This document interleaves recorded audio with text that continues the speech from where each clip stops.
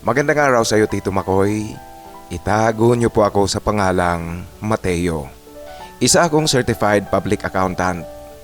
Tito Makoy, taga Bicol po ako. Uragon ako.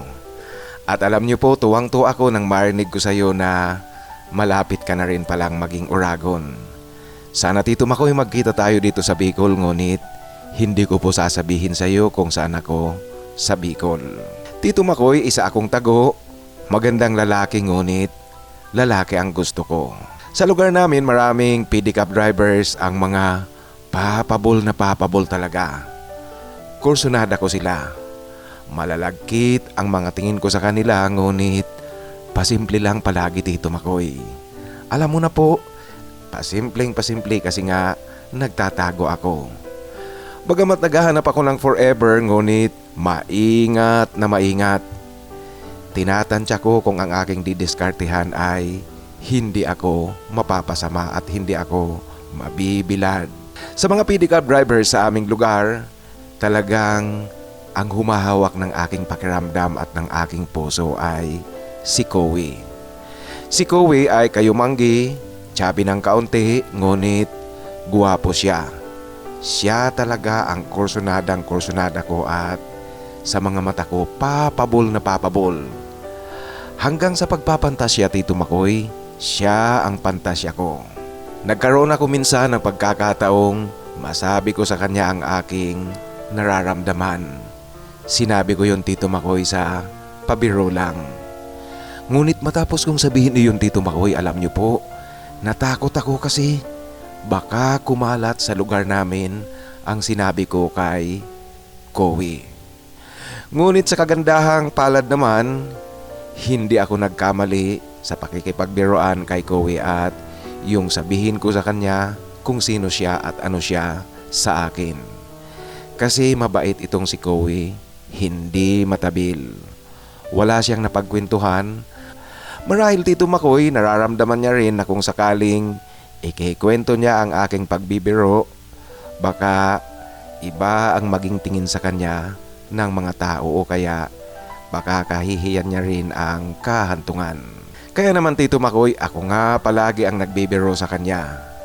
Madalas kong sinasabi sa kanya na kung pagbibigyan niya lang ako, ibabahay ko talaga siya.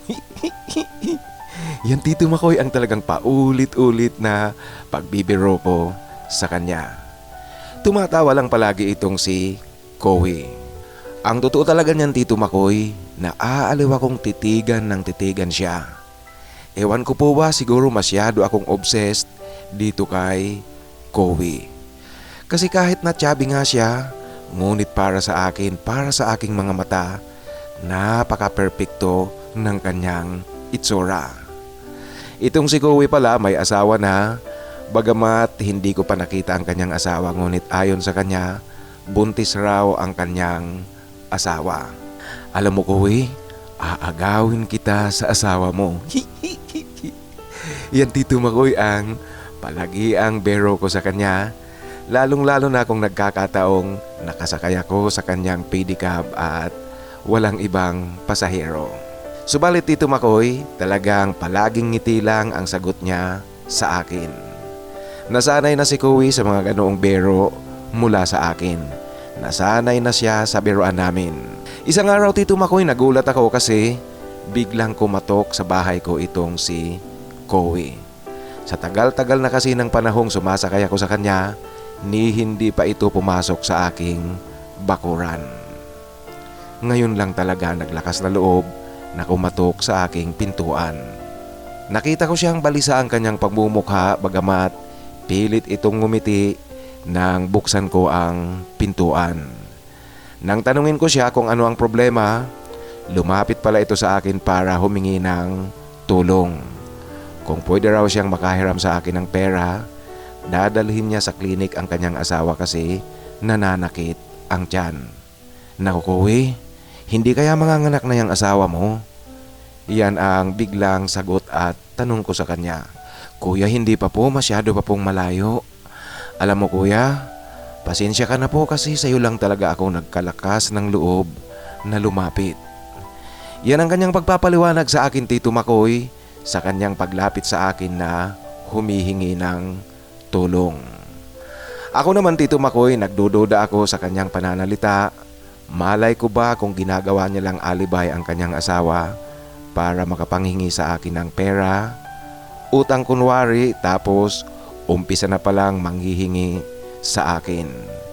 Bagamat sinasabi ko ngang mabait itong si Kowi, ngunit alam niyo po, hindi ko ganap na kabisado at hindi ko ganap na kilala ang kailaliman ng kanyang pagkatao. Sige, tingnan natin Kowi, dali. Yan ang pagyayaya ko sa kanya na tingnan ko ang kanyang asawa. Ito Tito Makoy para malaman ko rin kung ano ang talagang pwede pang tulong na pwede kong maibigay, kasabay na ng aking pagsisiyasat kung nagsasabi nga ng totoo itong si Kowi. Hindi siya nagdalawang isip Tito Makoy, pinasakay niya kaagad ako sa kanyang pedicab na minamanihong. Tito Makoy, nang makita ko ang kanilang kalagayan, alam niyo po, para akong sinakal sa awa na aking naramdaman. Kasi ang kanilang tirahan isang barong-barong na pinagtagpi-tagpi lang na mga plywood, tila yata na pulot lang ito at maging ang bubong nito yung mga lumang-lumang yero. Bagamat malinis ang paligid nito ngunit parang tirahan ng daga Tito Makoy ang itsura kung maituturing ko. Nadatnan ko nga ang kanyang asawa na kahiga, maputla at masakit ang tiyan. Naalarma ako Tito Makoy. Kowi, dali. Tumawag ka ng tricycle, dalhin natin sa ospital yung asawa mo. Dali, tawag na. Yan Tito Makoy ang pagmamando ko kay Kowi. Sa kabutihang palad Tito Makoy, nadala nga namin sa ospital ang asawa ni Kowi. Dinala namin ito doon sa ospital na katabi ng bangko kung saan ako nagtatrabaho. Sabihin na natin Tito Makoy na siguro ang gumana sa akin ay ang aking mental instinct. Kaya doon namin nadala sa ospital na iyon ang asawa ni Kowi, isang private hospital.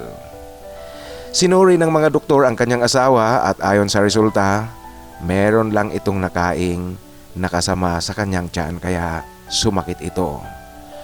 Yung bata naman sa sinapupunan ang kaagad na itinanong ko sa mga doktor, ngunit ayon sa mga ito, okay naman ang bata.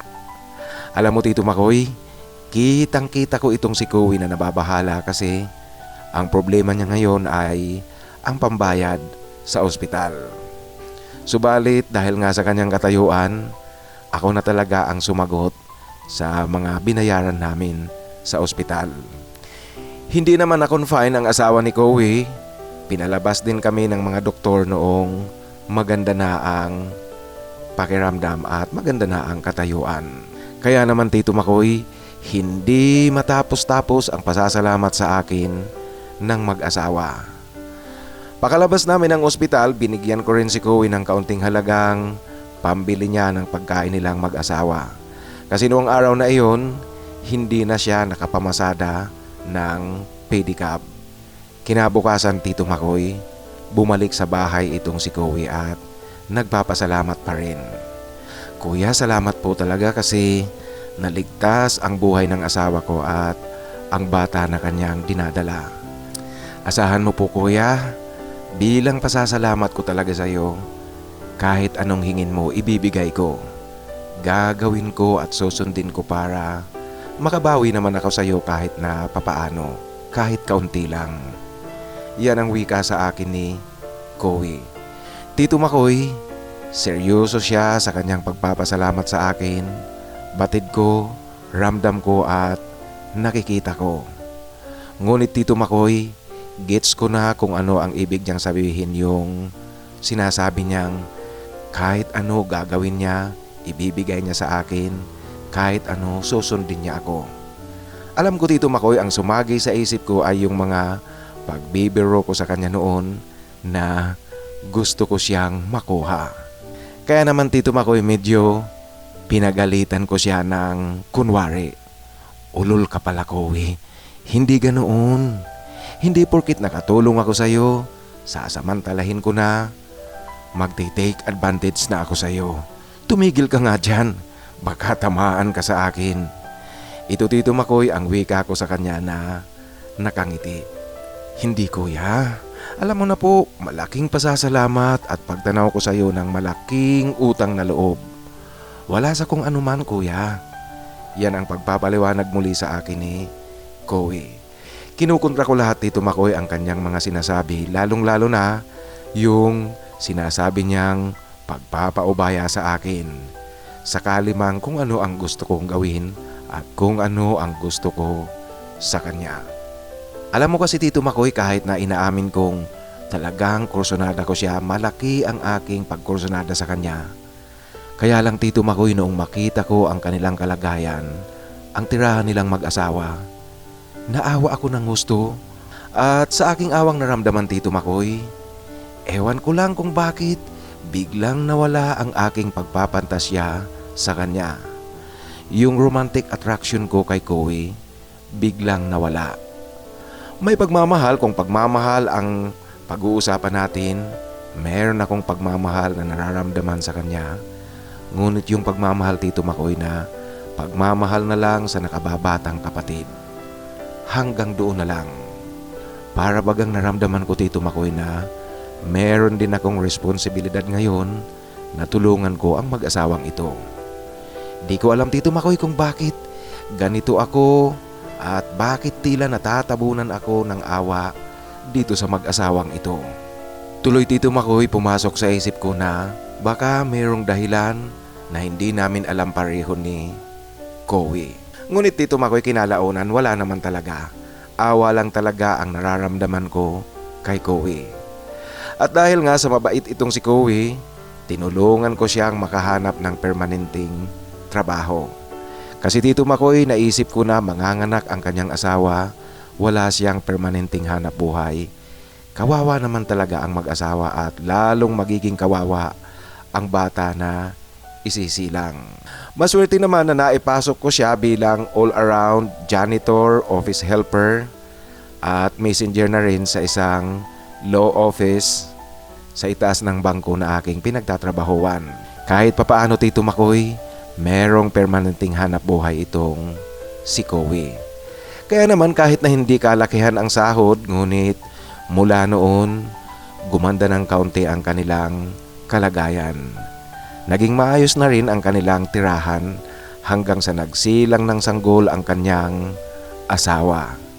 Alam mo Tito Makoy, nung makita ko ang bata, tuwang-tuwa ako kasi ang cute ng bata. Lalaki ang kanilang anak. Sa muli, abot langit na naman ang pasasalamat sa akin ng mag-asawa. At dahil nga sa mga naitulong ko kay Koey, ayon sa kanya, naubos na raw ang kanyang hiyang nararamdaman sa akin. Kaya naman Tito Makoy, bilang pasasalamat niya sa akin, kung ano man ang mga kinakailangang gawin sa bahay, siya na mismo ang nagbo-volunteer na gumawa nito. At dahil nga sa lalo kaming naging malapit sa isa't isa, paminsan-minsan hindi pa rin tumitigil itong si Koey sa pagbibiro sa akin. Baka raw nagbago muli ang aking kaisipan at ang aking pakiramdam. Bukas siya anumang oras, sabihin ko lang daw sa kanya. Sira ulo ka talaga Koey. Kung iumpog ko kaya sa simento yung ulo mo, bukas ka dyan. Yan Tito Makoy ang parating pabiroring sagot ko sa kanya. Kasi nga Tito Makoy, yung pagkakagusto ko kay Koey, napalitan ito ng pagiging istrikto ko sa kanya. Lagi akong nakamasid sa kanya at lagi ko siyang pinapaalalahanan na ngayong meron na siyang permanenteng hanap buhay, kahit na hindi naman kalakihan ang sahod, baka maisip niyang magloko, mambabae. Lagi ko siyang tinatakot na kung gagawin niya yan, ako mismo ang hahampas ng tubo sa kanyang ulo. Yan ang pananakot ko sa kanya parati. Subalit sa kabutihan naman Tito Makoy, matino itong si Koey at takot nga sa akin.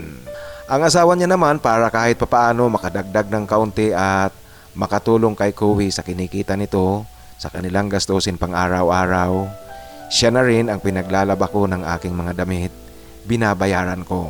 Ang mga damit ko planchado lahat kasi pakagaling sa dryer ng washing machine, diretso na itong pinaplantsa ng asawa ni Koey. Sa nangyari sa aming ito ni Koey, ngayon ko naisip na posible pala Tito Makoy ang mawalan ka ng atraksyon sa isang tao bagamat hindi nawala ang pagmamahal mo sa kanya. Ganyan na ganyan kasi ang nangyari sa akin, ganyan na ganyan ang nangyari sa amin ni Kowi. Kung tutuusin nga ngayon Tito Makoy, dapat ay lalong mahulog ang loob ko sa kanya kasi mas madalas na kaming magkasama araw-araw. Iisang gusali lang ang aming pinapasukan sa trabaho. Madalas sabay kaming kumakain ng pananghalian at merienda. Kasi si Kowi ang pinapabili ko ng pagkain namin, siyempre kasama na siya sa pinabibili ko sa kanya. Minsan naman kung bagong sahod, nakakapagluto ang kanyang asawa ng baon ni Kowi, kasama na ako sa baong ipinapadala ng kanyang asawa.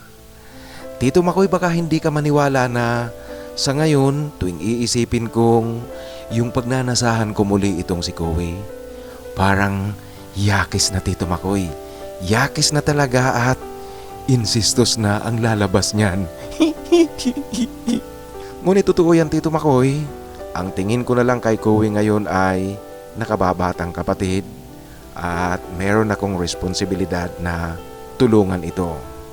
Lalong-lalo na tinitingala ako ng mag-asawa. Malaki at mataas ang kanilang respeto.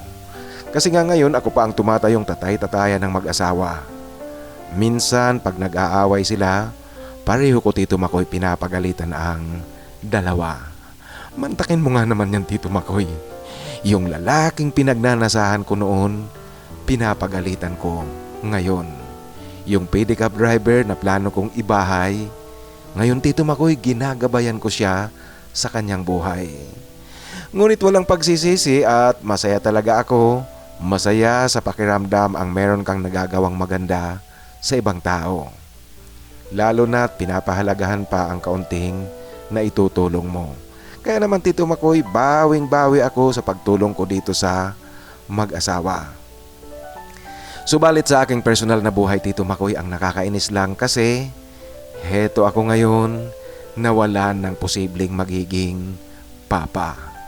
Kaya sa kasalukuyan Tito Makoy, nasa hunting season na naman ako ng magiging papa. Naghahanap ako Tito Makoy. Yung ibang mga pedicab drivers na trip ko noon, wala yun Tito Makoy kasi hindi ko sila pwedeng tiwalaan. At mukha ngang magsasamantala kung sakasakali. At sa aking kwento Tito Makoy, tungkol sa amin ni Kowi, baka isipin ng iba o kaya baka sabihin ng iba dyan na isa akong CPA, ngunit ang chip ko pala, pedicab driver lang ang aking pinagdidiskitahan. Alam mo Tito Makoy, sa akin kasi wala akong pinipili kung anong katayuan sa buhay ng isang tao.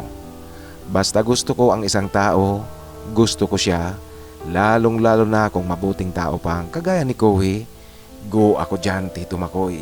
Maliban pa dyan Tito Makoy, ang totoo nga niyan, hindi naman talaga ako lubos na umaasang makakahanap ng forever. Kasi mahirap sa lalaki ang maghanap ng lalaki rin. Mahirap. Hindi madali at kakaunti ang posibilidad na makatagpo talaga ng forever. Kadalasan, pansamantala ang relasyon, masaya, ngunit dumarating ang araw na aalis at maghahanap ng babae ang iyong karelasyon, maiiwan ka. Ganyan na ganyan Tito Makoy, parati ang nangyayari sa aming mga lalaki na ang puso at pag-ibig ay para sa lalaki rin. Kaya Tito Makoy, ang ginagawa ko ngayon, ini-enjoy ko lang ang buhay ko, ini-enjoy ko ang sarili ko kung anong meron ako. Kung merong dumating na forever, thank you. Kung wala naman, di wala. Anong magagawa natin dyan Tito Makoy? Alangan namang mag-iiyak tayo dahil walang forever. Handa akong tumandang mag-isa, sanay na akong mag-isa, matagal na akong mag-isa sa buhay. Hanggang dito na lang po Tito Makoy ang aking kwento. Sana po piliin nyo kahit na napakasimple lang. Ang iyong tagapakinig at lubos na gumagalang Mateo. Maraming salamat Mateo sa pagbabahagi mo ng iyong kwento. Saludo ako sa iyo. Kakaunti ang mga taong kagaya mo. At yung sinasabi mo na ang pagmamahal pala ay nananatili at posibleng mawala ang atraksyon. Linawin natin ha. Posibleng mawala ang atraksyon ngunit ang pagmamahal manatili. Yan ang ibig mong sabihin. Posible talaga yan. Lalong-lalo na kung sa kagaya mo, sa sitwasyon ni Chloe, yung parang bigla na lang naramdaman mong kinakailangan mong tumulong, naaawa ka sa kanya. Yun na yung pakiramdam mo talagang parang nakakatandang kapatid ka niya, kaya nawala yung attraction mo. Normal yan. Ang pagmamahal nga talaga, iba-ibang klase ang pagmamahal. Merong pagmamahal na yung platonic baga. Ang tinatawag na platonic na pagmamahal, yung walang sexual desire. Yan ang nangyari sa iyo dahil sa awa mong sobra kay Chloe, na naig sa iyo ang pagiging kuya kaysa sa pinaplano mong gawin siyang papa. Normal yan, hindi yan nakapagtataka. Sa muli, maraming salamat at saludo ako sa ginagawa mo at sa ginawa mo kay Chloe. Ngayon mga kaibigan, sa ating shoutout, ang nagpapa-shoutout lang doon sa sinusundang upload nito, yung dahil sa pustahan ng magkakaibigan. Ang nagpapa-shoutout lang ay si Boy Robles. Shoutout sa iyo, Boy Robles, at maraming salamat. Itong si Boy, yung umpisa pala ng pustahan ng magkakaibigan, parang ayaw niya nang makinig kasi nararamdaman niyang iiyak siya. At umiyak nga talaga siya. Si Boy Robles kasi mga kaibigan, ito ang isa sa mga kasama natin na malambot talaga ang puso. Alam niyo, ang taong malambot ang puso, yan ang taong may mabuting kalooban. Shout out sa iyo, Boy Robles, at maraming salamat. Ang isa pang nagpapa-shoutout doon sa upload na iyon ay si Tino Jimenez, Florentino Jimenez ng Pangasinan. Shoutout muli sa iyo, Tino, at maraming salamat. At sa lumang upload naman, ang nabasa ko ay si Rodney Kerubin, nagpapa-shoutout. At itong si Rodney ay gusto ring makahanap ng forever. Kaya Rodney, isasama na kita sa Team B. Sa sunod na pag-shoutout ko sa Team B, kasama ka na. Shoutout muli kay Adon Adon Vlogs at shoutout din kay Seb Pabo ng Isabela. Ngayon mga kaibigan, sa ating hinahanapan ng forever ang Team B. Shoutout kay Robert Merafuente, Alfred TV 888, John M7V, John Inglaterra, at si Alvin Santiago. At ang dagdag nga dito sa Team B ay si Rodney Kerubin. Sa mga bagong nakikinig sa atin, yung binanggit ko pong mga pangalan na yan, naghahanap sila ng forever. At sa patuloy nating paghahanap ng forever dito sa ating mga kapatid na ating hinahanapan, patuloy akong umaasa na sana meron ka agad sumunod sa kwento ni na Faustino Fabro at Idilon Nadoa. Masayang masaya na naman tayo niyan mga kaibigan kung meron ka agad susunod sa dalawa. Sa muli po, maraming salamat sa inyong pakikinig at sa mga nais na magpa-shoutout. Ipakisulat po sa pinakahuling upload para siguradong mabasa ko yan.